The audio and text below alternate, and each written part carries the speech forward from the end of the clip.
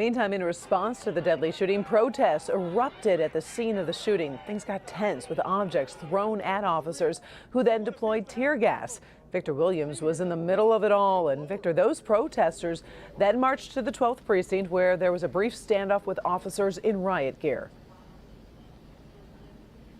Yeah, that's right. I mean, these protesters were out here all day, but thankfully it appears that no one was seriously hurt or injured in what these people are calling an outcry for justice.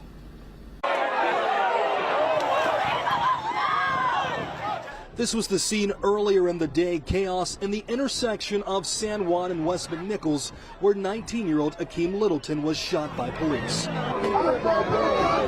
Multiple items could be seen thrown at the officers, who all lined up in riot gear as several people were arrested. This demonstrator calls them outside agitators. They kept yelling different things to instigate the protests. That's what I saw. I didn't see no people from the neighborhood, and I still don't see anybody from the neighborhood marching. Then came the tear gas, many of those canisters thrown right back at police. Officers retreat from the scene, and from there, the group would then march down West McNichols throughout the city. I just want this stuff to stop. We deserve to have a voice. Eventually, the rally would come to a halt at DPD's 12th precinct, where once again, there would be a face-to-face interaction between the now larger group and police, however, in a much more peaceful manner. Eventually, the march would end at the same intersection where the turmoil originated. But even after the video was revealed showing the final moments of Hakim Littleton's life, some still believe his death was unjustified. He was, look, struggling. Let him go. Shoot him in the leg. He'll be all right. Apprehend him. Put him in custody. You do not take somebody's life. And his mother is standing by her son. He was a genius. He was a warrior. My son was bad. That's right.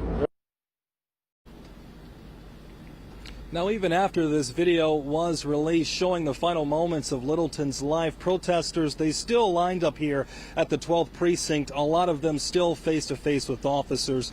So I have a feeling that this is just going to be the beginning, and we'll probably see more from those protesters again tomorrow.